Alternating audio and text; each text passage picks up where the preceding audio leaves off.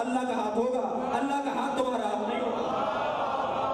اور بس جب اس کو بدل دیجئے، جو اللہ کہہ رہا ہے میں وہی کروں گا۔ لہذا مولا کائنات کی حدیث سے فرماتے ہیں میں جنت میں رہنے سے زیادہ مسجد میں بیٹھنے کو پسند کرتا ہوں، اس لیے کہ جنت میں بیٹھنے میں میرا نفس شامل ہے، مسجد میں بیٹھنے میں اللہ کا حکم شامل ہے۔ اور میں اللہ کی پسند کو اپنی پسند پہ ترجیح دیتا ہوں، اور جب اللہ کی پسند پر اپنی پسند کو ترجیح دی جائے تو اب فرق ہوگا، اللہ کا ہاتھ کس کا ہاتھ ہو جائے۔ اب یہ ید اللہ ہوگا، اب یہ عین اللہ ہوگا، اب یہ اذن اللہ ہوگا، اب یہ لسان اللہ ہوگا۔ آپ قرآن مجید کی آخری نقطہ کہہ رہے ہیں، اس کے بعد چند جملے مسائل۔ آپ قرآن مجید کی آیات کے اندر اختتام پر اکثر پڑھتے ہیں ان اللہ هو السمیع العلیم، ان اللہ علی کل شیء قدیر، اللہ علیم البصیر۔ جی یہ جو کبھی بصیر، کبھی علیم، کبھی سمیع، یہ جو مختلف صفتیں، اللہ بہت زیادہ سننے والا ہے، اللہ بہت زیادہ اچھا دیکھنے والا ہے، اللہ بہت اچھا بولنے والا ہے۔ جی یہ جو صفات ہیں یہ در حقیقت شامہ، ذائقہ، لامسہ، باصرہ، سامعہ ان سے وابستہ ہیں۔ جتنی بھی میرے اس بدن کے اندر طاقتیں ہیں ان سب کا نام دیا ہوا ہے۔ یہ کمر کو کہتے ہیں ریڑھ کی ہڈی، جی، اور اس کا پورا بدن کھڑا ہوا ہے، اگرچہ انتہائی نازک بنائی اللہ نے۔ جی اس کے درمیان سے ایک سفید مادہ گزارا ہے جو ایک کھچے ہوئے ربڑ کی طرح ہے کہ اگر ہلکا سا کٹ لگ جائے تو وہ جڑ نہیں پائے گا، کھچ جائے گا، اور پھر ساری زندگی کے لیے یہ کوئی نہ کوئی حصہ اس کا مفلوج ہو جائے گا۔ جی آدھا داڑھی در سے اوپر معلومہ ختم ہو گیا۔ اتنا نازک، ڈاکٹر حضرات بیٹھے، اتنا نازک پروردگار عالم نے اسے بنایا ہے اور اسی کے اوپر سب کچھ کھڑا کیا ہوا۔ یہی تو کرشمہ ہے نا اللہ کا۔ بھائی طاقتور لوہا زیادہ ڈالو بلڈنگ میں تاکہ بلڈنگ زیادہ عرصے سے چلے، یہ بندوں کا کام ہے۔ کمزور ترین ڈھانچے پر مضبوط ترین وجود کھڑا کرنا یہ اللہ کا کام ہے۔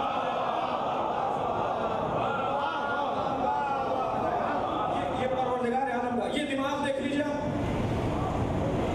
یہ جو خود کچھ دھماکے والے لوگ اڑتے ہیں ان کا سارا بدن متلاشی ہو جاتا ہے مگر کھوپڑی بچی رہتی ہے۔ یہ پروردگار عالم نے یہ جو اس کے اوپر ایک خود چڑھایا ہے، ایک جو ہے اس کے اوپر ایک خول چڑھایا ہے، اس کے اندر جو ہے جو سارے بدن کے نظام کو چلا رہا ہے، جی وہ باریک باریک رگیں، نازک رگیں، ایک سوئی کے نوک کے برابر بھی اگر خون جم جائے تو کوئی نہ کوئی حصہ مفلوج ہو جاتا ہے۔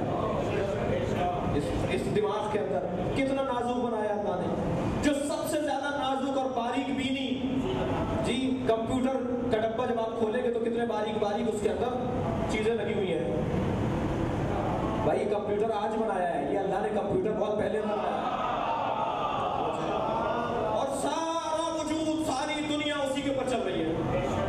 نازک ترین وجود، نازک ترین وجود، لیکن پروردگار عالم نے مضبوط ترین بنایا ہے۔ تو میں یہ کر رہا تھا کہ یہ جتنے بھی ہمارے بدن کے اندر چیزیں ہیں ان سب کا نام رکھا گیا ہے۔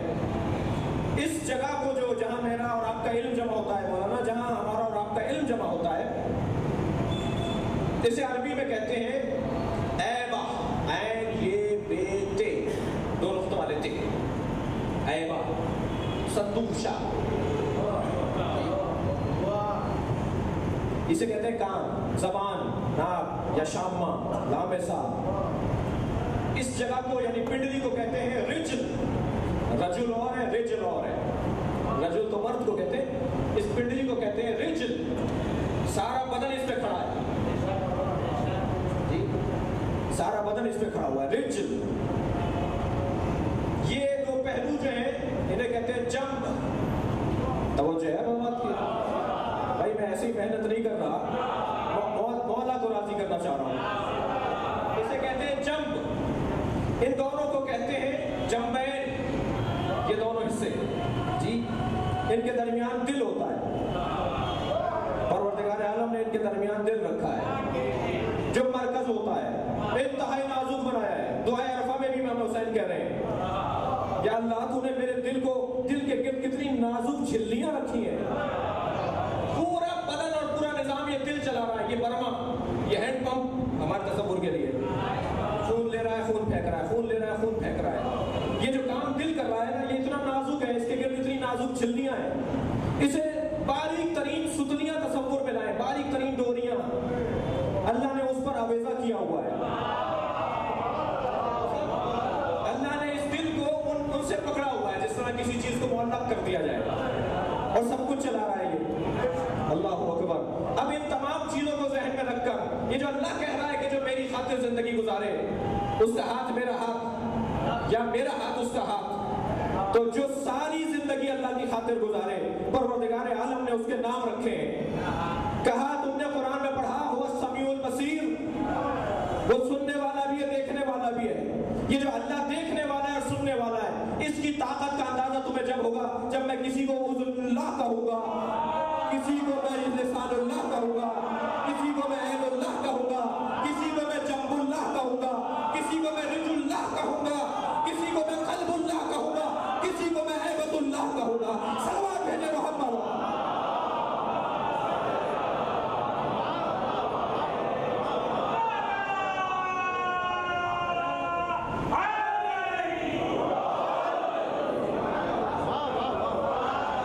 اب یہ اللہ کی معرفت کا ذریعہ بن جائے گا، یہ اللہ کی معرفت کا ذریعہ بن جائے گا۔ ہا علی بشر کیف بشر، ایک عربی شاعر کے دو مصرے، آخری جملہ بس، ہا علی بشر کیف بشر، ہاں علی بشر ہے مگر کیسا بشر ہے۔ اللہ اکبر۔ شاعر سید حمیری کا شعر ہے، ہا علی بشر کیف بشر ربہ فیہا فیہ تجلی و ظہر۔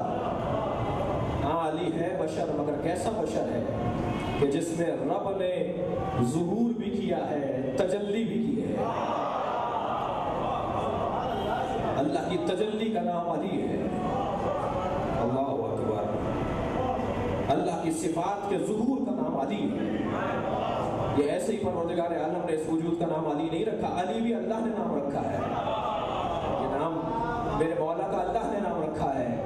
حضرت ابو طالب کے پاس جب گود میں بچہ آیا تو حضرت ابو طالب نے حضرت نبی سے کہا کہ میں اس کا نام نہیں رکھوں گا، اس لیے کہ ہمارے سارے نام آسمان سے آئے ہیں۔ اور میرے مولا نے نبی حضرت ابو طالب نے 2-4 شعر لکھے، ایک کاغذ پر اور ایک پتے پر، اور اس شعر کا مفہوم یہ تھا کہ یا اللہ یہ تو نے دیا ہے، تیرے گھر سے لے جا رہا ہوں، تو ہی بتا اس کا نام کیا ہے۔ جب تو نے بھیجا ہے تو تجھے پتا ہے نا اس کا نام کیا ہے جی۔ اور یہ کہہ کر حضرت ابو طالب نے اسے فضا میں بلند کر دیا۔ وہ حضرت ابو طالب کی تحریر گم ہو گئی، واپس نہیں گری۔ حضرت ابو طالب کی تحریر گم ہو گئی فضا میں۔ کچھ دیر کے بعد ایک پتھر کی تختی گری ہے اور اس کے اوپر لکھا تھا